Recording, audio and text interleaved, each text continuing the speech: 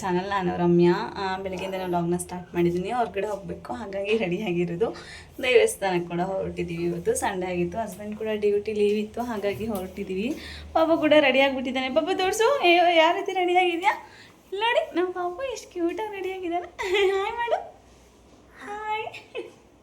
ಸಕ್ಕದ ಕ್ಯೂಟಾಗಿ ಕಾಣ್ತಾನೆ ನಮ್ಮ ಪಾಪು ಅಂತೂ. ಇನ್ನೇನು ಟಿಫನ್ ಕೂಡ ಮನೆಯಲ್ಲೇ ಮಾಡಿದ್ದೆ, ತಿಂದ್ಬಿಟ್ಟು ದೇವಸ್ಥಾನಕ್ಕೆ ಹೋಗಬೇಕು ಅಷ್ಟೇ. ಅಲ್ಲೆಲ್ಲ ಯಾವ ರೀತಿ ಇರುತ್ತೆ ಅಂತ ಕೂಡ ಶೇರ್ ಮಾಡ್ತೀನಿ ನಿಮ್ಮ ಜೊತೆ. ಸೂಪರ್.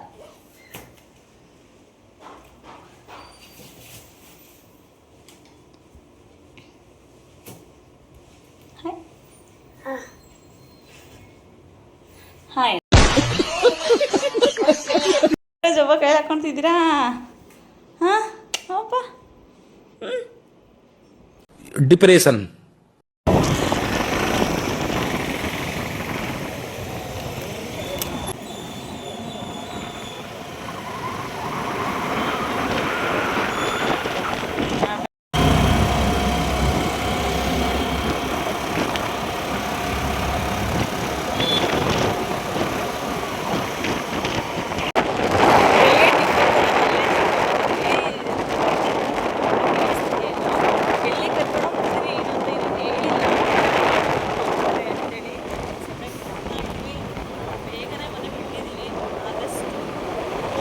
ಬೇಗ ಹೋಗಬೇಕು. ಸಂಜೆ ಹೊತ್ತೆಲ್ಲ ಮಳೆ ಎಲ್ಲ ಸ್ಟಾರ್ಟ್ ಆಗ್ತದೆ, ತುಂಬ ಬಿಸಿಲು ಬಂದಿದ್ದಾಗಲ್ಲ ಕಾಪು ಇರೋದ್ರಿಂದ ಸ್ವಲ್ಪ ಬೇಗನೆ ಹೋಗ್ಬೇಕಲ್ಲ ಅಂತ ಅಂದ್ಕೊಂಡ್ವಿ. ಆಗ್ಬಿಟ್ಟಿಂದ ಮನೆ ಕೆಲಸ ಪೂಜೆ ಇದೆಲ್ಲ ಲೇಟ್ ಆಗಿಬಿಟ್ಟು, ಹಾಗಾಗಿ ಮನೆ ಬಿಡಿಸೋದಕ್ಕೆ 10 o'clock ಕೂಡ ಆಗೋಗಿದೆ. ಇನ್ನೇನು ಹೋಗಿ ಬಿಸಿಲು ಕೂಡ ಅಷ್ಟೇ ಸಕ್ಕದಾಗಿದೆ. ಬೆಳಗ್ಗೆನೇ ಎಷ್ಟೊಂದು ಬಿಸಿಲು ಆಗ್ತಿದೆ.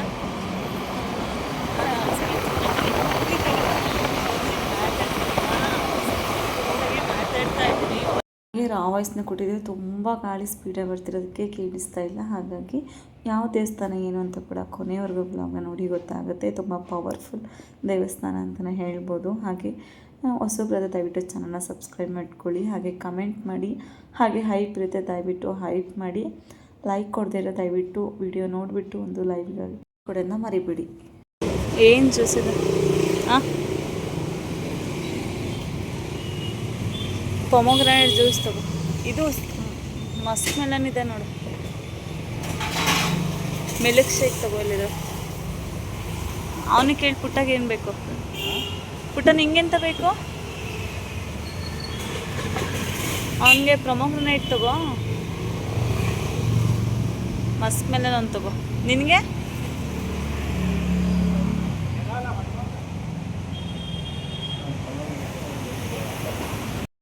ಏನು ಬೇಕಂತ? ಐಸ್ ಕ್ರೀಮ್ ಅಂತಾರ ಚೀಟಾಗಲ್ವಾ? ಐಸ್ ಕ್ರೀಮ್ ಬೇಕಂತ. ಅಲ್ಲ, ಐಸ್ ಕ್ರೀಮ್ ಮನೆ ತಿಂದಿದ್ದೀನಲ್ಲ, ಮತ್ತೆ ಐಸ್ ಕ್ರೀಮ್ ಬೇಕಾ? ಹುಷಾರಿಲ್ಲ.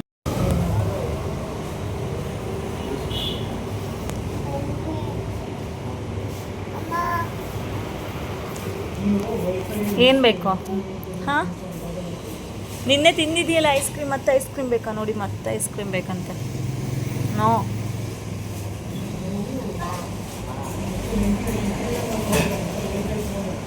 ನೋ ಕೊಡಿಸ್ಬೇಡಿ. ನಿನ್ನೆ ತಾನೇ ಹುಷಾರಿಲ್ದಂಗಾಗಿದೆ. ಜ್ವರ ಬರುತ್ತೆ, ಸೂಜಿ ಮಾಡ್ತಾರೆ ಡಾಕ್ಟರ್. ನೋಡಿ ಎಷ್ಟು ಆಟ ಮಾಡ್ತಿದ್ದಾನೆ, ಐಸ್ ಕ್ರೀಮ್ ಕೊಡಿಸೋಮ್ಮ ಅಂತೇಳಿ.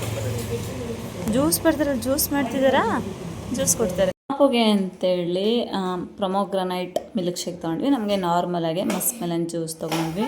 ತುಂಬ ಟೇಸ್ಟಿಯಾಗಿ ಕೂಡ ಇತ್ತು. ಅಂದರೆ ಪಾಪು ಮನೇಲಿ ಊಟನೇ ಮಾಡಲಿಲ್ಲ, ಹಾಗೆ ಬಂದುಬಿಟ್ರು.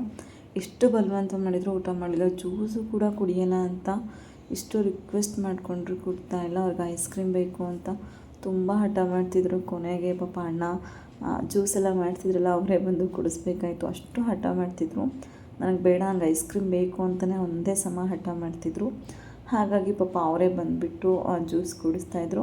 ಯಾರಾದರೂ ಜೋರು ಮಾಡಿದರೆ ಕುಡಿತಾರೆ, ನಾವೇನಾದರೂ ಕುಡ್ಸೋಕೆ ಹೋದರೆ ಏನೇ ಅಂದರೂ ಕೂಡ ಕುಡಿಯೋದಿಲ್ಲ. ಹಾಗಾಗಿ ತುಂಬ ಹಠ ಮಾಡ್ತಿದ್ರು. ಅಲ್ಲಿ ಬೇರೆ ಎಲ್ಲ ದೊಡ್ಡ ದೊಡ್ಡ ಐಸ್ ಕ್ರೀಮ್ ಇದ್ವು. ಹಾಗಾಗಿ ಅವ್ರಿಗೆ ಬೇಗ ಐಸ್ ತಿಂದ ತಕ್ಷಣ ಫೀವರ್, ಕೋಲ್ಡ್ ಅದೆಲ್ಲ ಸ್ಟಾರ್ಟ್ ಆಗಿಬಿಡುತ್ತೆ ಅಂತಲೇ ಐಸ್ ಕ್ರೀಮ್ ಕೊಡಿಸ್ಲಾರ್ದೇ ಜ್ಯೂಸ್ ತೊಗೊಂಡಿದ್ದು. ಹೇಗಿದ್ರು ಅವ್ರಿಗೆ ಇಷ್ಟ ಜ್ಯೂಸು, ಹಾಗಾಗಿ ಕುಡಿತಾರೆ ಅಂತ ತೊಗೊಂಡ್ರು. ಇಷ್ಟ ಮಾಡ್ಕೊಂಡು ಕುಡಿಯಿಲ್ಲ. ಕುಡಿ ಪುಟ್ಟ ಜ್ಯೂಸ್ನ, ಪುಟ್ಟನಿಗೆ ಕುಡಿ.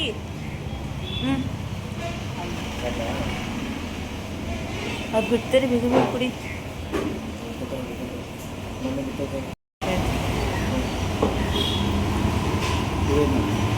ಇಲ್ಲಿಗೆ ಅದ್ರಲ್ಲಿ ಐಸ್ ಕ್ರೀಮ್ ಇಲ್ಲ, ಅದ್ರಲ್ಲಿ ಐಸ್ ಕ್ರೀಮ್ ಇಲ್ಲ ನೋಡು, ಖಾಲಿ ಡಬ್ಬ ಇದೆ, ಒಂದು ಐಸ್ ಕ್ರೀಮ್ ಇಲ್ಲ.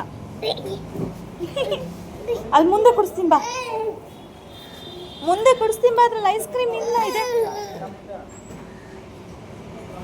ಇಲ್ಲೇ ಇಲ್ಲೇ ಇಟ್ಕೊಳ್ಳಿ ಅಣ್ಣ.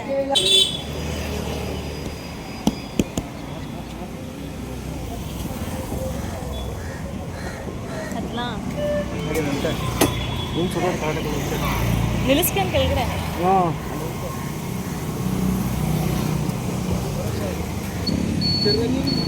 ನಮ್ಮ ಪಾಪುಟ್ಟಲ್ಲೇ ಬಿಸ್ನೆಸ್ ಹುಟ್ಟಿದೆ. ನಾನು ಅದನ್ನು ಹೇಳ್ತಿದ್ರೆ ಕ್ಯಾಬ್ ಕೂಡ ಬಿಟ್ಕೊಂಡು ಮನೇಲಿ ಅಂತ, ಕ್ಯಾಬ್ ತೊಗೊಳ್ಳೋಣ ಅಂದರೆ ಮಕ್ಳ ತಲೆ ಬಿಸಿ ಚೆನ್ನಾಗಿ ಸುಟ್ಟರೆ ಏನು ಮಕ್ಳ ತಲೆ ಚೆನ್ನಾಗಿ ಕಾದರೆ ಚುರುಕು ಹಾಕ್ತಾರಂತ ನೋಡಿ. ಇದೆಯೋ ಟಿಪ್ಸ್ ನಾನು ಕೇಳಿಲ್ಲ, ಫಸ್ಟ್ ಟೈಮ್ ನಮ್ಮ ಮನೇಲಿ ಹೇಳಿದ್ದು. ಅಂದ್ರೆ ಚಿಕ್ಕ ವಯಸ್ಸಲ್ಲೆಲ್ಲ ಇನ್ನು ಬಿಸಿಲಿಗೆ ಕರ್ಕೊಂಡು ಹೋಗಿ ಕೂರಿಸ್ಕೊಳ್ತಿದ್ವಿ ತಲೆ ಒಣಗ್ಸೋಕ್ಕೆ. ಅದಕ್ಕೆನ ಸ್ವಲ್ಪ ಸುಡ್ತಾ ಇದೆ. ಈ 11 ಗಂಟೆಗೆ ಇಷ್ಟಕ್ಕೊಂದು ಬಿಸಿಲು, ಅಷ್ಟು ಬಿಸಿಲಿದೆ. ಅವನಿಗೆ ಅಂತಲೇ ನಾವು ಜ್ಯೂಸ್ ತೊಗೊಂಡಿದ್ದು, ಬೆಳಗ್ಗೆ ಏನೂ ತಿಂದಿರಲಿಲ್ಲ, ಹಾಗೆ ಬಂದುಬಿಟ್ಟಿದ್ದ ಅಂತ. ಆದರೆ ಅವನೇ ಹಠ ಮಾಡಿ ಜ್ಯೂಸ್ ಕುಡಿಲ್ಲ, ನನಗೆ ಐಸ್ ಕ್ರೀಮ್ ಬೇಕು ಅಂತ ಹಠ ಮಾಡ್ತಿದ್ದ. ಆದರೆ ಐಸ್ ಕ್ರೀಮ್ ಏನೋ ಕೊಡ್ಸ್ಬೇಕು, ಅವನಿಗೆ ಬೇಗ ಫೀವರ್ ಬಂದುಬಿಡುತ್ತೆ ಐಸ್ ಕ್ರೀಮ್ ತಿನ್ನೋದ್ರಿಂದ. ಅದಕ್ಕೆ ಕೊಡಿಸ್ತಿಲ್ಲ, ಅದಕ್ಕೆ ಮುನಿಸ್ಕೊಬಿಟ್ಟ ನಮ್ಮ ಪಪ್ಪ ಮೇಲೆ. ನೀರು ಕುಡಿಸೋದು ಬೇಡ, ನನಗೆ ಐಸ್ ಕ್ರೀಮೇ ಬೇಕು ಅಂತ ಹಠ ಮಾಡ್ತಾ ಇದ್ದಾನೆ. ಆಯಿತು, ಮುಂದೆ ಎಲ್ಲರೂ ಸಿಕ್ಕ ಕೊಡಿಸ್ತೀನಿ ಅಂತ ಸಮಾಧಾನ ಮಾಡಿ ಪಾಪ ಅಣ್ಣನೇ ಜ್ಯೂಸ್ ಕುಡಿಸಿದ್ರು. ಸ್ವಲ್ಪ ಕುಡ್ದ, ಅವನಿಗೆ ಅಂದರೆ ಪಾಪ ಜ್ಯೂಸ್ ತೊಗೊಂಡಿದ್ದು, ಊಟ ಮಾಡಲಿದಂಗೆ ಬಂದಿದ್ದ ಅವನು ಅಂತ. ಆದರೆ ಅವನೇ ಕುಡಿಲಿಲ್ಲ, ಸ್ವಲ್ಪ ಬೇಜಾರಾಯಿತು. ಐಸ್ ಕ್ರೀಮ್ ಕೊಡಿಸೋ ಮಾತ್ರ ನೋಡಿದ್ರಲ್ವ, ಅಲ್ಲಿ ಐಸ್ ಕ್ರೀಮ್ ಕೊಡ್ಸೋದಕ್ಕೆ ಕೋಪ ಮಾಡ್ಕೊಂಡ್ಬಿಟ್ಟಿದ್ದಾನೆ. ಈಗ ಮುಂದೆಲ್ಲಾದರೂ ಕೊಡಿಸ್ತೀನಿ ಅಂತ ಹೇಳಿ ಸಮಾಧಾನ ಮಾಡಿದ್ದೀನಿ. ಅಲ್ಲಿ ವಾಟರ್ ಬಾಟಲ್ ತೊಗೊಂಡೆ, ಅಲ್ಲಿ ಕೊಡಿಸು ಅಂತ ಹಠ ಮಾಡ್ತಾಯಿದ್ದ. ಅವನಿಗೆ ಫೀವರ್ ಬಂತು ಅಂದರೆ ಬೇಗನೆ ಕಡಿಮೆ ಆಗೋಲ್ಲ ಅವನಿಗೆ. ಅದಕ್ಕೋಸ್ಕರ ಅಂತ ನಾವು ಅವನಿಗೆ ಕೋಲ್ಡ್ ಐಟಮ್ಸ್ ಏನೂ ಕೊಡ್ಸೋಕೆ ಹೋಗೋದಿಲ್ಲ. ಅವ್ರು ಎಷ್ಟು ಹಠ ಅಂದರೆ ನಿಂತ್ಕೊಂಡು ಆ ಪಪ್ಪನ ಮೇಲೆ ಮುನಿಸ್ಕೊಂಡಿದ್ದಾನೆ. ಈಗ ದೇವಸ್ಥಾನ ಬರೋ ತನಕ ಸೈಲೆಂಟಾಗಿ ಬಿಟ್ಟಿರ್ತಾನೆ. ಇಲ್ಲಿದ್ರೆ ಸಖತ್ ಹೈಪರ್ ಆ್ಯಕ್ಟಿವ್ ಆಗ್ತಿದ್ದ, ಸ್ಕೂಟಿ ಓಡಿಸ್ಕೊಂಡು ನಿಂತ್ಕೊಳ್ಳೋದು, ಹರಟೆ ಮಾಡೋದು ಮಾಡ್ತಿದ್ದ. ಈಗ ಸೈಲೆಂಟಾಗಿ ಕೂತಿದ್ದಾನೆ. ಆ ಪಪ್ಪ ಮೇಲೆ ಮುನಿಸ್ಕೊಂಡಿದ್ದಾನೆ. ಐಸ್ ಕ್ರೀಮ್ ಕೊಡ್ಸಿಲ್ಲ ನಮ್ಮ ಪಪ್ಪ ಅಂತ ಹೇಳಿ ನೋಡಿ ಯಾವ ರೀತಿ ಮುನಿಸ್ಕೊಂಡಿದ್ದು. ಯಾಕೆ ಹೇಳು, ಪಪ್ಪ ಕೊಡಿಸ್ತದೆ, ಮುಂದೆ ಬಿಡು ಐಸ್ ಕ್ರೀಮ್ನ ನಿನಗೆ. ಅದಕ್ಕೆಲ್ಲ ಮುನಿಸ್ಕೊಳ್ತಾನೆ ಪುಟ್ಟ. ಮಾತಾಡ್ಸ್ಕೊಪ್ಪನ ಅಲ್ಲಿ ಐಸ್ ಕ್ರೀಮ್ ಶಾಪ್ ಕಂಡ್ರೆ ಸರ್ ಐಸ್ ಕ್ರೀಮ್ ಶಾಪ್ ಬಂದಿದ್ದಾನೆ. ಕೊಡಿಸ್ತದೆ ಪಪ್ಪ ಎಲ್ಲಾದ್ರೂ ಆಯಿತಾ ನೋಡಿ, ವಿಶಾಲ್ ಮಾಡಿ ಓಕೆ ಎಲ್ಲರೂ ಕೊಡಿಸ್ತದೆ ಪಪ್ಪ ಆಯಿತಾ. ಅಲ್ಲೆಲ್ಲರೂ ಶಾಪ್ ಇದ್ರೆ ಓಕೆನಾ, ಖುಷಿನಾ? ಈಗ ಖುಷಿ ಆಯಿತು, ಪರವಾಗಿಲ್ಲ ಅಲ್ವಾ. ನಾನು ಫಸ್ಟ್ ಟೈಮ್ ಈ ಏರಿಯಾಕ್ಕೆ ಬರ್ತಾ ಇರೋದು, ನನಗೂ ಅಷ್ಟು ಗೊತ್ತಿಲ್ಲ, ನಾನು ಯಾವಾಗೂ ಬಂದಿಲ್ಲ. ನನ್ನ ಹಸ್ಬೆಂಡ್ ಬಂದಿದ್ದಾರೆ ಸುಮಾರು ಸರಿ, ನಾನು ಫಸ್ಟ್ ಟೈಮ್ ಬರ್ತಾ ಇರೋದು ಈ ಏರಿಯಾಕ್ಕೆಲ್ಲ. ತುಂಬ ದೊಡ್ಡ ದೊಡ್ಡ ಸ್ಟೋರ್ಸ್ಗಳೆಲ್ಲ ಇದೆ. ಯಾವ ಏರಿಯಾ ಇದು? ಫಸ್ಟ್ ಟೈಮ್ ಇಲ್ಲಿ ಬರ್ತಾ ಇರೋದು.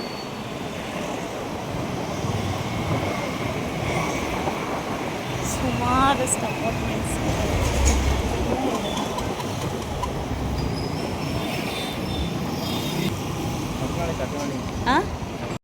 ಹಸವನಹಳ್ಳಿ. ನನಗೆ ಅಷ್ಟು ಗೊತ್ತಿಲ್ಲ, ಬೆಂಗಳೂರಲ್ಲಿ ಪ್ಲೇಸ್ಗಳು ನಾವು ನೋಡೇ ಇರಲ್ಲ, ಹಾಗಾಗಿ ನಮಗೆ ಅಷ್ಟೊಂದು ಐಡಿಯಾ ಕೂಡ ಇರಲ್ಲ. ಮುಂಚೆ ಗೊತ್ತಿರೋ ಪ್ಲೇಸ್ಗಳನ್ನೆಲ್ಲ ನೋಡಿದ್ದೀವಿ, ಸಿಗೇ ರೀತಿ ಇರೋವೆಲ್ಲ ಈ ರೀತಿ ಎಲ್ಲ ಫಸ್ಟ್ ಟೈಮ್ ನಾನು ನೋಡ್ತಾ ಇರೋದಿಲ್ಲ. ಕೆಲವೊಂದು ಪ್ಲೇಸ್ಗಳು ಕೂಡ ಗೊತ್ತಿದೆ, ಕೆಲವೊಂದು ಗೊತ್ತಿಲ್ಲ. ಹಾಗಾಗಿ ಬೆಂಗಳೂರಲ್ಲಿ ಎಷ್ಟು ವರ್ಷ ಇದ್ರೇನು ಅದು ಪ್ಲೇಸ್ಗಳು ಎಷ್ಟು ಇದ್ದಾವೆ ಅಂದರೆ ಇರೋಷ್ಟು ದಿವಸ ನೋಡೋಕೆ ಹೋಗಲ್ಲ, ಅಷ್ಟೊಂದು ಪ್ಲೇಸಸ್ಗಳಿದೆ. ಹೀಗೆ ಹೋದರೆ ಮಾರ್ತಳ್ಳಿಗೆ ಹೋಗೋದು ನೋಡಲ್ವಾ,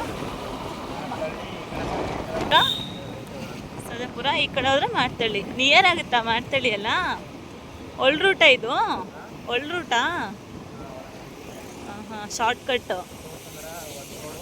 ಚೂರ್ಸಂದ್ರ ಹೊಸ ರೋಡು, ಹಾಗೆ ಶಾರ್ಟ್ಕಟ್ಟಾಗಿ ಹೋಗೋದು. ನನ್ನ ಹಸ್ಬೆಂಡ್ ಎಲ್ಲ ಕಡೆ ಓಡಾಡಿದ್ದಾರೆ, ಅದಕ್ಕೆ ಸ್ವಲ್ಪ ಐಡಿಯಾ ಇದೆ, ನಮಗೆ ಏನು ಗೊತ್ತಿಲ್ವಲ್ಲ.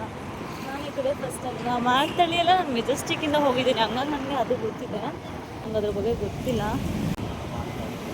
ಹಾಂ ಫುಲ್ಲು ಸಿಟಿ ಅಲ್ವಾ ಈ ಕಡೆ ಮಾರ್ತಳ್ಳಿ. ಅಂದರೆ ಹೀಗೆ ಹೋದರೆ ಸರ್ಜಾಪುರ, ಈಗ ಹೋದರೆ ಮಾರ್ತಳ್ಳಿ. ಈಗ ಸದ್ಯಕ್ಕೆ ನಾವು ಮಾರ್ತಳ್ಳಿಗೆ ಹೋಗ್ತಿದ್ದೀವ ಏನೋ, ಎಲ್ಲಿ ನನಗೂ ಅದ್ರ ಬಗ್ಗೆ ಐಡಿಯಾ ಇಲ್ಲ. ಎಲ್ಲಿ ಕರ್ಕೊಂಡು ಹೋಗ್ತಾರೆ ಅಲ್ಲಿಗೆ ಹೋಗೋದು ನಾವು ಅಷ್ಟೇ. ಅದಕ್ಕೆ ಪುರಂ ಬ್ರಿಡ್ಜ್ ಕೂಡ ರೀಚ್ ಆದ್ವಿ. ತೂಗು ಸೇತುವೆ ಅಂತಲೇ ಇದನ್ನು ಕರೀತಾರೆ. ಹಾಗಾಗಿ ಇಲ್ಲಿ ಫಿಲ್ಮ್ ಶೂಟ್ ಎಲ್ಲ ಆಗಿದೆ ಅಂತ ನಿಮ್ಗೇನಾದರೂ ಗೊತ್ತಿದ್ರೆ ಕಮೆಂಟ್ ಸೆಕ್ಷನ್ ತಿಳಿಸಿ. ನನಗೆ ಅದ್ರ ಬಗ್ಗೆ ಐಡಿಯಾ ಇಲ್ಲ, ಆದರೆ ಕೆಲವೊಂದು ಫಿಲ್ಮ್ಸ್ ಎಲ್ಲ ಇಲ್ಲಿ ಶೂಟ್ ಆಗಿದೆ ಅಂತ ಗೊತ್ತಿದೆ. ಕೆಲವೊಂದು ಸಾಂಗ್ಸಲ್ಲೆಲ್ಲ ಈ ಬ್ರಿಡ್ಜ್ನ ನಾವು ನೋಡಿರ್ತೀವಿ. ಹಾಗಾಗಿ ನಿಮ್ಗೇನಾದರೂ ಗೊತ್ತಿದೆ ಕಮೆಂಟ್ ಸೆಕ್ಷನಲ್ಲಿ ತಿಳಿಸಿ. ಇಷ್ಟು ಬಿಸಿಲಿದೆ ಅಂದರೆ ನಿಜವಾಗ್ಲೂ ಸ್ಕೂಟಿಲಿ ಕೂರೋಕ್ಕೆ ಆಗ್ತಿಲ್ಲ, ಅಷ್ಟು ಬಿಸಿಲಿದೆ. ನಮಗೇನೋ ಹೆಲ್ಮೆಟ್ ಇದೆ, ನಮ್ಮ ಪಾಪುಗೆ ಹ್ಯಾಟ್ ಕೂಡ ತಂದಿಲ್ಲ. ಅಷ್ಟೊಂದಿದೆ, ಕಮ್ಮಿ ಅಂತೂ ಇಲ್ಲ. ಹೊರಗಡೆ ಬಿಸಿಲಿಗೆ ಬಂದು ತುಂಬ ದಿವಸ ಆದಮೇಲೆ ನಾವು ಹೊರಗಡೆ ಹೋಗ್ತಾ ಇರೋದಲ್ವ, ಹಾಗಾಗಿ ಸಖತ್ ಬಿಸಿಲು ಕೂಡ ಇತ್ತು. ಮರೆತು ಹಾಗೆ ಬಂದುಬಿಟ್ಟೆ. ಹಿಂಗೋ ನಿಯರ್ ದೇವಸ್ಥಾನಕ್ಕೆಲ್ಲ ಕರ್ಕೊಂಡು ಹೋಗ್ತಾರೆ ಅಂದ್ಕೊಂಡೇ ಬಂದೆ. ನನ್ನ ಹಸ್ಬೆಂಡ್ ಯಾವ ದೇವಸ್ಥಾನಕ್ಕೆ ಕರ್ಕೊಂಡು ಹೋಗ್ತಾರೆ ಅಂತ ನನಗೆ ಐಡಿಯಾ ಇಲ್ಲ. ಹಾಗಾಗಿ ಅವ್ರ ಜೊತೆ ಮಾತಾಡ್ತಿದ್ದೆ, ಇಲ್ಲಿಂದ ಯಾವ ದೇವಸ್ಥಾನ ನಿಯರ್ ಇದೆ. ನಾನು ಫಸ್ಟ್ ತುಂಬ ಚೆನ್ನಾಗಿತ್ತು ವ್ಯೂ ಕೂಡ ಅಷ್ಟೇ. ಇನ್ನೇನು ಯಾವ ದೇವಸ್ಥಾನ ಏನು ಅಂತ ಕೂಡ ನನ್ನ ಹಸ್ಬೆಂಡ್ ಹೇಳ್ತಿದ್ರು. ಹಾಗೆ ವಾಯ್ಸ್ ಅಪ್ಗೆ ತುಂಬ ಡಿಸ್ಟರ್ಬೆನ್ಸ್ ಇತ್ತು. ಹಾಗಾಗಿ ನೋಡಿ ಎಷ್ಟು ಚೆನ್ನಾಗಿ ಕಾಣಿಸ್ತಿದೆ ಅಂತ. ಇದನ್ನು ಕಟ್ಟಿ ಸುಮಾರು 2026 ಅಂದಾಜಾದರೆ 23 ವರ್ಷನೇ ಆಯಿತು. ಇದನ್ನು ನಿರ್ಮಿಸಿದ್ದು 2003ರಲ್ಲಿ. ಇದನ್ನು ಕೂಡ ಉದ್ಘಾಟನೆ ಮಾಡಿದ್ದು ಅಟಲ್ ಬಿಹಾರಿ ವಾಜಪೇಯಿ ಅವರು. ನೋಡಿ ಎಷ್ಟು ಚೆನ್ನಾಗಿದೆ. ಇದು KR ಪುರಂ ರೈಲ್ವೆ ನಿಲ್ದಾಣದ ಮೇಲಿದೆ. ಇದು 230 ಮೀಟರ್ ಉದ್ದವಾಗಿದೆ. ಈ ಹೊಸಕೋಟೆ ನಿಯರ್ ಕೂಡ ಬಂತು. ನನಗೂ ಯಾವ ದೇವಸ್ಥಾನ ಅಂತ ಈಗ ಸ್ವಲ್ಪ ಐಡಿಯಾ ಬಂತು, ಏಕೆಂದರೆ ಅಲ್ಲಿಂದ ಶಾರ್ಟ್ಕಟ್ ಬಂದಿದ್ದಕ್ಕೆ ಸ್ವಲ್ಪ ಬೇಗನೆ ಬಂದಿದ್ದೀವಿ. ಇಲ್ಲಿದ್ರೆ ಸಕ್ಕತ್ ಟ್ರಾಫಿಕ್ ಆಗ್ತಿತ್ತು. ಅಷ್ಟೊಂದು ಟ್ರಾಫಿಕ್ ಇರಲ್ಲ, ಅದಕ್ಕೋಸ್ಕರ ಅಂತಾರೆ ನನ್ನ ಹಸ್ಬೆಂಡ್ ಅಲ್ಲಿಂದ ಕರ್ಕೊಬಂದಿದ್ದು. ಯಾವ ದೇವಸ್ಥಾನ ಅಂತ ನಿಮಗೂ ಹೊಸಕೋಟೆ ಅಂದ ತಕ್ಷಣ ಗೊತ್ತಾಗ್ಬಿಟ್ಟಿರುತ್ತೆ. ಕಾಟೇರಮ್ಮನ ದೇವಸ್ಥಾನ ಅಂತ ನನಗೂ ಗೊತ್ತಾಯಿತು. ಹೊಸಕೋಟೆಯಿಂದ ಹಾಗೆ ಮೆಜೆಸ್ಟಿಕ್ಕಿಂದ ಕೂಡ ಬಸ್ ವ್ಯವಸ್ಥೆ ಇದೆ ಡೈರೆಕ್ಟಾಗಿ ಹೊಸಕೋಟೆಗೆ ಕಾಟೇರಮ್ಮ ದೇವಸ್ಥಾನಕ್ಕೆ ಬರೋದಾದರೆ. ಮತ್ತು ಹೊಸಕೋಟೆಯಿಂದ ಕೂಡ ಅಷ್ಟೇ ಕಾಟೇರಮ್ಮ ದೇವಸ್ಥಾನಕ್ಕೆ ಕೂಡ BMTC ಬಸ್ ಸರ್ವಿಸ್ ಕೂಡ ಇದ್ದೇ ಇರುತ್ತೆ. ದೇವಸ್ಥಾನ ಎದುರುಗಡೆನೇ ಸ್ಟಾಪ್ ಕೂಡ ಇರುತ್ತೆ. ಹಾಗೆ ಇಲ್ಲೆಲ್ಲ ಫೇಮಸ್ ದಮ್ ಬಿರಿಯಾನಿ ಅಲ್ವಾ. ಹೊಸಕೋಟೆ ಅಂದ್ರೇ ಫುಡ್ಗೆ ಫೇಮಸ್ ಅಲ್ವಾ. ನನ್ನ ಹಸ್ಬೆಂಡ್ ಕೂಡ ಸುಮಾರು ಸರಿ ಬಂದಿದ್ದಾರಂತೆ. ಅಂದರೆ ಬೆಳಗ್ಗೆ ಜಾವ ಎಲ್ಲ ಫ್ರೆಂಡ್ ಜೊತೆಗೆ ಬಂದುಬಿಟ್ಟು ಹೋಗಿದ್ದೀನಿ ಅಂತ ಹೇಳ್ತಾಯಿದ್ರು. ಹಾಗೆ ಇಲ್ಲೊಂದು ಕೆರೆ ಇತ್ತು, ಎಷ್ಟು ಸುಂದರವಾಗಿ ಕಾಣ್ತಿದ್ದೆ. ಅಲ್ಲೆಲ್ಲ ಹಸು ಎಲ್ಲ ಓಡಾಡ್ತಾ ಇದ್ವು. ನಮ್ಮ ಪಾಪು ಕೂಡ ತೋರಿಸ್ತಾ ಇದ್ದ. ತುಂಬ ಚೆನ್ನಾಗಿದೆ. ಏನಾದರೂ ಒಂದು ಹೊಸ ಸ್ಥಳಕ್ಕೆ ಬಂದಾಗ ಅದರದ್ದೇ ಆದ ವಿಶೇಷತೆ ಮಹತ್ವ ಕೂಡ ಇರುತ್ತೆ. ನಮಗೆ ಗೊತ್ತಿಲ್ಲದೆ ಅದ್ರ ಬಗ್ಗೆ ತಿಳ್ಕೊಬೇಕು ಅನ್ನೋ ಕುತೂಹಲ ಕೂಡ ಇರುತ್ತೆ. ತುಂಬ ಚೆನ್ನಾಗಿತ್ತು. ನೇಚರ್ ಕೂಡ ಅಷ್ಟೇ ಒಳ್ಳೆ ಹಳ್ಳಿ ವಾತಾವರಣ. ಅಂದರೆ ನಮ್ಮೂರ ಸೈಡ್ ಹೋದಾಗ ಯಾವ ರೀತಿ ವಾತಾವರಣ ಇರುತ್ತೋ ಅಷ್ಟು ಚೆನ್ನಾಗಿತ್ತು ವಾತಾವರಣ ಕೂಡ. ಹಾಗೆ ಕಾಟೇರಮ್ಮನ ದೇವಸ್ಥಾನ ಇದು ಹೊಸಕೋಟೆಯಿಂದ 3 ಕಿಲೋಮೀಟ್ರ್ ಹಾಗೂ ಬೆಂಗಳೂರಿಂದ 27 ಕಿಲೋಮೀಟ್ರ್ ಇರುತ್ತೆ. ಇದು ಬೆಂಗಳೂರು ಗ್ರಾಮಾಂತರ ಜಿಲ್ಲೆಗೆ ಸೇರುತ್ತೆ. ಇಲ್ಲಿಗೆ BMTC ಬಸ್ ವ್ಯವಸ್ಥೆ ಕೂಡ ಇರುತ್ತೆ. ಹೊಸಕೋಟೆಯಿಂದ ಡೈರೆಕ್ಟಾಗಿ ಬಸ್ ವ್ಯವಸ್ಥೆ ಕೂಡ ಇರುತ್ತೆ. ಬಹಳನೇ ಶಕ್ತಿಯುತವಾದ ದೇವಿಯವಳು ಕಾಟೇರಮ್ಮ ಅಂತಲೇ ಹೇಳ್ಬೋದು.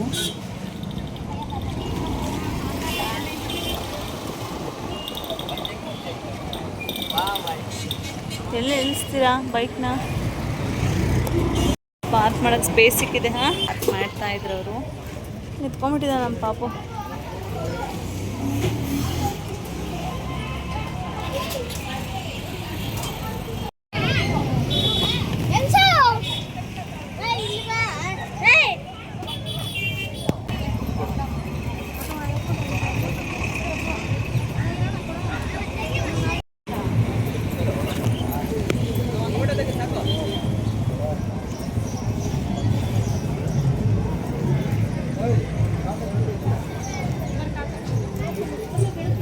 ನಿಂಬೆಹಣ್ಣೆಲ್ಲ ಹಾಕಿದ್ರೆ ಅಲ್ಲಿ ದೇವ್ರ ದರ್ಶನ ಪಡೆಯೋಣ ಅಂತ ಕೂಡ ಬಂದ್ವಿ. ಒಬ್ಬೊಬ್ಬ ವ್ಯಕ್ತಿಯು ಒಂದೊಂದು ಕೋರಿಕೆಯನ್ನು ಕೂಡ ಈಡೇರಿಸ್ತಾಳೆ ಈ ಕಾಟೇರಮ್ಮ ಅಂತಲೇ.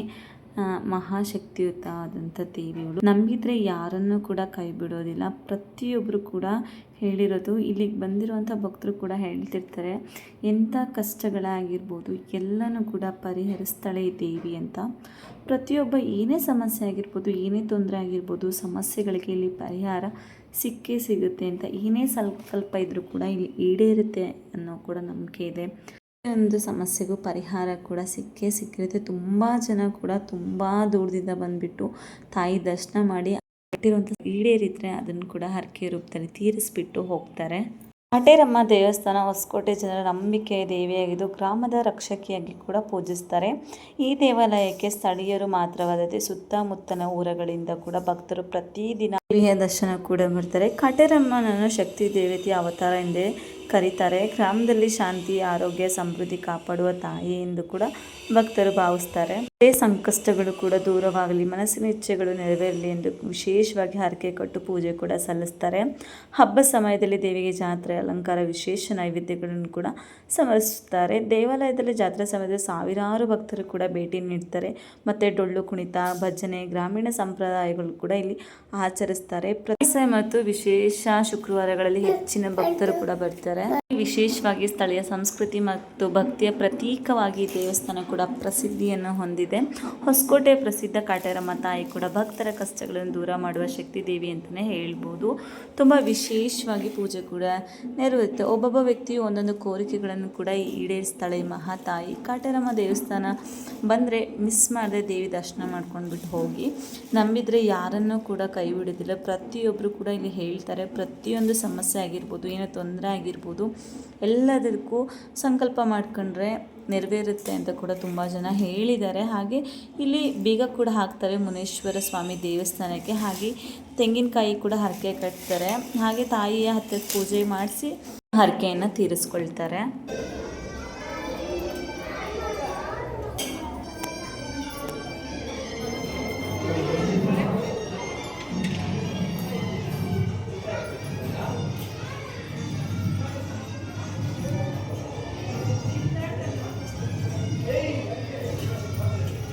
ಇಷ್ಟಾರ್ಥಗಳನ್ನು ಈಡೇರಿಸುವ ಮಹಾತಾಯಿ ಅಂತ ಕೂಡ ಹೇಳಬಹುದು.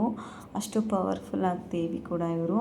ಹಾಗೆ ನಿಮ್ಮ ಇಷ್ಟೇ ಕಷ್ಟ ಆಗಿದ್ರೂ ಕೂಡ ಪರಿಹಾರ ಕೂಡ ಆಗುತ್ತೆ. ಇಲ್ಲಿಗೆ ಒಮ್ಮೆ ಬಂದು ದೇವಿ ದರ್ಶನ ಮಾಡಿದರೆ ಸಾಕು. ಅದಕ್ಕಿಂತ ಪುಣ್ಯ ಇನ್ನೇನು ಬೇಕು ಅಂತ ಅನ್ನಿಸ್ತು ನಮಗಂತೂ. ತುಂಬ ಖುಷಿಯಾಯಿತು. ಅದರಲ್ಲೂ ನನಗೆ ಈ ಹಸ್ರಿನ ಗಾಜಿನ ಬಳೆ ಸಿಕ್ಕಿದ್ದು ಇನ್ನೂ ಖುಷಿಯಾಯಿತು. ದೇವಿಯೇ ತಾನಾಗಿ ಹೊರ ಕೊಟ್ಟಿದ್ದಾಳೇನೋ ಅನ್ನುವಷ್ಟು ಖುಷಿಯಾಯಿತು ನನಗೆ ಮಾತ್ರ. ಚೆನ್ನಾಗಾಯಿತು ನಮಗಂತೂ. ಇನ್ನೇನೋ ತುಂಬ ಜನ ರಶ್ ಇತ್ತಲ್ವ, ಪಾಪು ಕೂಡ ಇದೆ. ಪಾಪು ತುಂಬ ಹಠ ಮಾಡ್ತಿದ್ದ ಹೊರಗಡೆ ಹೋಗೋಣ ಬನ್ನಿ ಅಂತೇಳಿ. ಹಾಗಾಗಿ ನನ್ನ ಹಸ್ಬೆಂಡು ಹೊರ ಕರ್ಕೊಂಡೋಗಿ ನಿಲ್ಲಿಸ್ಕೊಂಡ್ಬಿಟ್ಟಿದ್ರು ಅವನಿಗೆ. ಅಲ್ಲಿ ತುಂಬ ಬೆವಿತಾಯಿದ್ರು ಶೆಕೆಗೆ, ಅವನಿಗೆ ನಿಂತ್ಕೊಳ್ಳೋಕ್ಕೆ ಆಗ್ತಾ ಇರಲಿಲ್ಲ. ಹಾಗಾಗಿ ಹೊರಗಡೆ ಬಂದು ನಿಂತಿದ್ರು. ನಾನು ಕೂಡ ದೇವ್ರ ಕುಂಕುಮ ಎಲ್ಲ ತೊಗೊಳ್ಳೋಣ ಅಂತ ಬಂದೆ. ಎಲ್ಲದಕ್ಕೂ ಕ್ಯೂ ಇತ್ತು, ಯಾಕಂದರೆ ಅಷ್ಟು ಜನ ಕೂಡ ಬಂದಿದ್ದರು. ಇನ್ನೇನು ದೇವ್ರ ಕುಂಕುಮ ಎಲ್ಲ ತೊಗೊಂಡು ದೇವಸ್ಥಾನ ಬೆಳಗ್ಗೆ 6 ಗಂಟೆಯಿಂದ ಸಂಜೆ 7 ಗಂಟೆ ತನಕ ಕೂಡ ಓಪನ್ ಇರುತ್ತೆ. ನಿಮಗೆ ನಮಗೆ ದೇವಸ್ಥಾನ ಕೂಡ ಬರ್ಬೋದು. ಅದರಲ್ಲೂ ವೀಕೆಂಡ್ ಟೈಮಲ್ಲಂತೂ ಸ್ವಲ್ಪ ರಶ್ ಇರುತ್ತೆ. ಹಾಗಾಗಿ ಸ್ವಲ್ಪ ಬೇಗ ಬಂದರೆ ಒಳ್ಳೆಯದು, ಮಕ್ಳನ್ನ ಕರ್ಕೊಂಬರೋರು. ಇನ್ನೇನು ದೇವಸ್ಥಾನ ಅಲ್ಲಿ ಸಖತ್ತು ಬಿಸಿಲಿದೆ, ಕುತ್ಕೊಂಡು ತಿನ್ನೋಕ್ಕಾಗೋದಿಲ್ಲ. ಯಾಕಂದರೆ ಸುಮಾರು ಬಿಸಿಲಿರೋದ್ರಿಂದ ಹಾಗಾಗಿ ಗಾಡಿ ನಿಲ್ಲಿಸಿದ್ವಿ. ಹಾಗಾಗಿ ಇಲ್ಲೇ ಒಂದು ಪ್ರಸಾದ ತಿನ್ನೋಣ ಅಂತೇಳಿ ಬಂದ್ವಿ. ನಮ್ಮ ಪಾಪ ಕುತ್ಕೊಂಡು ಜ್ಯೂಸ್ ಕೊಡ್ಬೇಕು ಕೊಡ್ಸೋ ತನಕ ಬಿಡಲಿಲ್ಲ. ಓಪನ್ ಮಾಡ್ಕೊಡ್ತದೆ ಪಾಪ, ಕೊಡು ಪುಟ್ಟ. ನೋಡಿ ಒಂದೇ ಹಠ, ಜ್ಯೂಸ್ ಬೇಕು ಅಂದರೆ ಜ್ಯೂಸ್ ಬೇಕಷ್ಟೇ. ಓಪನ್ ಒಟ್ಟಿನಲ್ಲಿ ಜ್ಯೂಸ್, ಐಸ್ ಕ್ರೀಮ್ ಕೊಡ್ಸಿಲ್ಲ ಅಂತ ಸಿಕ್ತು. ಜ್ಯೂಸ್ ಕುಡಿಬೇಕು ಅಲ್ಲ, ಊಟ ಮಾಡಬೇಕು, ಸ್ವಲ್ಪ ಕುಡಿಬೇಕು, ಊಟ ಮಾಡಬೇಕು. ಹಾಂ, ಊಟ ಮಾಡಿ.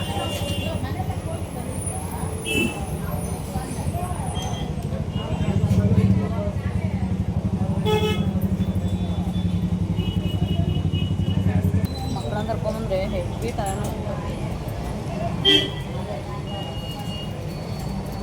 ಸಂಜೆ ಬೇರೆ ಅಲ್ವಾ, ಹೆವಿ ರಶ್ ಇದೆ. ಅದು ಬೇಗ ಬಂದಿದ್ದಕ್ಕೆ ಅಷ್ಟೊಂದು ರಶ್ ಇಲ್ಲ. ಮಧ್ಯಾಹ್ನ ನನಗೆ ತುಂಬ ರಶ್ ಆಗುತ್ತೆ ಅಂತ ಹೇಳ್ತಾ ಇದ್ರು. ಎಷ್ಟು ಗಂಟೆ ಮೇಲೆ ತುಂಬ ರಶ್? 3 ಗಂಟೆ ಮೇಲೆ.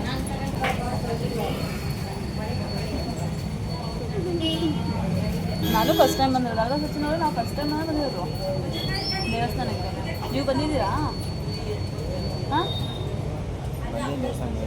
ಹಾಗೆ ಹೊಸಕೋಟೆಗೆ ಬಂದಿದ್ದೀರಾ ಅಷ್ಟೇ. ಪ್ರಸಾದ ತಿಂತಾನೆ ಇಲ್ಲ, ಜ್ಯೂಸ್ ಖಾಲಿ ಆಗತ್ತೆ ಅಂತ ಮಾತ್ರ ಬಿಡಲ್ಲ. ಕಾಟೇರಮ್ಮ ದೇವಸ್ಥಾನದ ಇತಿಹಾಸನೇ ಇದೆ. 450ರಿಂದ 500 ವರ್ಷಗಳ ಇತಿಹಾಸ ಕೂಡ ಇದೆ ಅಂತಲೇ ಹೇಳಬಹುದು. ಅಮ್ಮ ಮೊದಲು ಈ ಕಂಬದಲ್ಲಿ ನೆಲೆಸಿದ್ರಂತೆ. ಅಲ್ಲಿ ಯಾರೂ ಬರಬಾರ್ದು, ತುಳಿಬಾರ್ದು ಅಂಥೇಳಿ ಇಷ್ಟು ದೊಡ್ಡಕ್ಕೆ ಗರುಡ ಕಂಬನ ನೆಟ್ಟಿದ್ದಾರೆ. ಹಾಗೆ ಮೊದಲು ಬಂದ ತಕ್ಷಣ ಅಲ್ಲಿ ಪೂಜೆ ಮಾಡ್ತಾರೆ. ಕೆಲವರು ಮೊಸರನ್ನ ಎಲ್ಲ ಎಡೆ ಹಿಡಿದ್ಬಿಟ್ಟು, ಅಮ್ಮನ ವಾಸಸ್ಥಳ ಅಲ್ವಾ, ಹಾಗಾಗಿ ಪೂಜೆ ಮಾಡ್ತಾರೆ.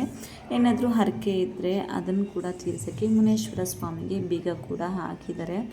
ನೋಡ್ಬೋದು, ಪ್ರತಿಯೊಂದು ಕೂಡ ಸಮಸ್ಯೆಗೂ ಪರಿಹಾರ ಸಿಗುತ್ತೆ ಅನ್ನೋ ನಂಬಿಕೆ. ಹಾಗೆ ಇಲ್ಲಿ ನಾಗರಕಟ್ಟೆ ಕೂಡ ಇತ್ತು. ನಾನು ಕೂಡ ದರ್ಶನ ಮಾಡಿಕೊಂಡೆ, ತುಂಬ ಖುಷಿಯಾಯಿತು.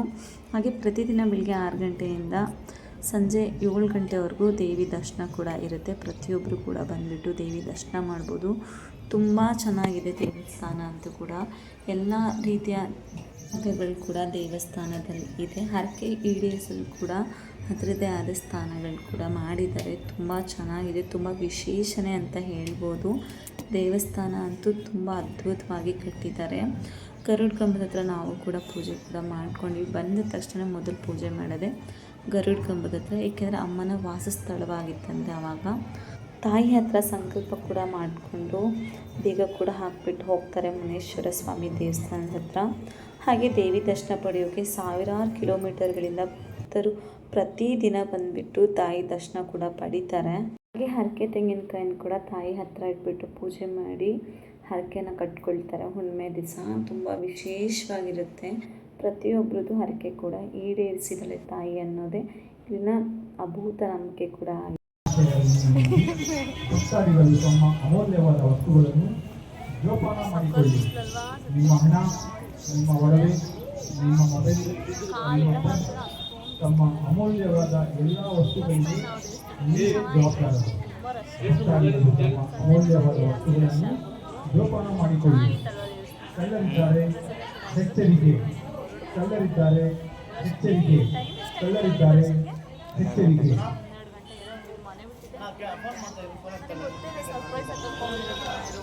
ಒಮ್ಮೆ ಆದರೆ ದೇವಸ್ಥಾನಕ್ಕೆ ಬರಬೇಕು. ತುಂಬ ವಿಶೇಷವಾಗಿದೆ, ತುಂಬ ಇತಿಹಾಸ ಕೂಡ ಇದೆ, ತುಂಬ ಪವಾಡಗಳು ಕೂಡ ಇದೆ. ತಾಯಿ ಎಂಥ ಸಂಕಲ್ಪನೆ ಆಗಿರ್ಬೋದು ಈಡೇರಿಸ್ತಾಳೆ ಅನ್ನೋ ನಂಬಿಕೆ ಇದೆ. ಹಾಗಾಗಿ ಪ್ರತಿ ಭಕ್ತರು ಕೂಡ ಪ್ರತಿದಿನ ಬಂದುಬಿಟ್ಟು ದೇವಿ ದರ್ಶನ ಪಡೀತಾರೆ. ನನಗಂತೂ ತುಂಬ ಖುಷಿಯಾಯಿತು. ನಾನು ಫಸ್ಟ್ ಟೈಮ್ ಬಂದಿರೋದಲ್ವ, ಇಷ್ಟೆಲ್ಲ ಪವಾಡಗಳನ್ನ ನೋಡಿ ಕೇಳಿ ನನಗಂತೂ ತುಂಬ ಖುಷಿಯಾಯಿತು. ಇಷ್ಟು ಜನ ಯಾಕೆ ಈಡೇರಿಸ್ತಾ ಇದ್ರು ಕೂಡ ಅಲ್ಲಿ. ಹಾಗೆ ನಾವು ಕೂಡ ಇನ್ನೇನು ದೇವ್ರ ದರ್ಶನ ಎಲ್ಲ ಮುಗಿಸ್ಕೊಂಡು ಇಲ್ಲೇ ಹತ್ತಿರ ಶಕ್ತಿಪೀಠ ಕೂಡ ಇದೆ. ಅಮ್ಮನವ್ರನ್ನ ಅಲ್ಲಿಗೆ ಹೋಗ್ಬಿಟ್ಟು ಬರೋಣ ಅಂತ ಕೂಡ ನೋಡ್ತಿದ್ವಿ. ಹಾಗಾಗಿ ಅಲ್ಲಿಗೂ ಕೂಡ ಹೋಗಿ ಬರಬೇಕು. ಅದನ್ನು ನಾನು ನೆಕ್ಸ್ಟ್ ವ್ಲಾಗಲ್ಲಿ ಕಂಟಿನ್ಯೂ ಮಾಡ್ತೀನಿ. ಈ ವ್ಲಾಗಲ್ಲಿ ಫುಲ್ ಆಗಿಬಿಡುತ್ತೆ. ಹಾಗಾಗಿ ಪಾರ್ಟ್ 2 ಆಗಿ ಆ ದೇವಸ್ಥಾನದ ಕೂಡ ಇತಿಹಾಸ ಕೂಡ ತಿಳ್ಕೊಳ್ಳೋಣ. ನಮ್ಮ ಪಾಪ ಸುಮ್ಮನೆ ಆಟ ಆಡ್ತಿದ್ದ ನೋಡಿ. ಅದು ಕಲ್ಲಿಂದ ಕೆತ್ತಿದಾರಲ್ವ, ಅದನ್ನು ತೊಗೊಂಡು ರಿಂಗ್ ಥರ ಇರೋದ್ರಿಂದ ಅಮ್ಮ ಗಾಡಿ ಅಲ್ವಾ ಇದು ಹೋಗುತ್ತಲ್ವ ಮುಂದೆ ಅಂತ ಹೇಳ್ತಾಯಿದ್ರು. ಒಮ್ಮೆ ಆದರೂ ನೀವು ಈ ದೇವಸ್ಥಾನಕ್ಕೆ ಬಂದುಬಿಟ್ಟು ದೇವಿ ದರ್ಶನ ಪಡೆದು ಹಾಗೆ ಎಲ್ಲರಿಗೂ ದೇವಿ ಆಶೀರ್ವಾದ ಸಿಗಲಿ ಅಂತ ಕೂಡ ಬೇಡ್ಕೊಳ್ತಿದ್ದೀನಿ. ಹೋಗೋಣವಾ, ಆಯಿತಾ?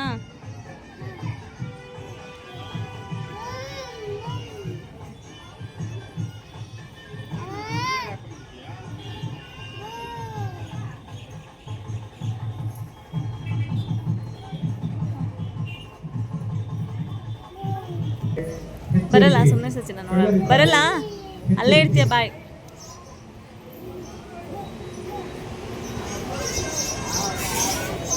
ಬರಲ್ಲ ಅಂತ ಹೇಳ್ತಿದ್ದಾನೆ, ಅಲ್ಲೇ ಇರ್ತಾನಂತೆ. ಬಿಡಿ, ಅಲ್ಲೇ ಇರಲಿ ಅವನು ಕರ್ಕೊಂಡು ಹೋಗೋದು ಬೇಡ, ಇಲ್ಲೇ ಇರ್ತೀಯ ಹಂಗಾರೆ.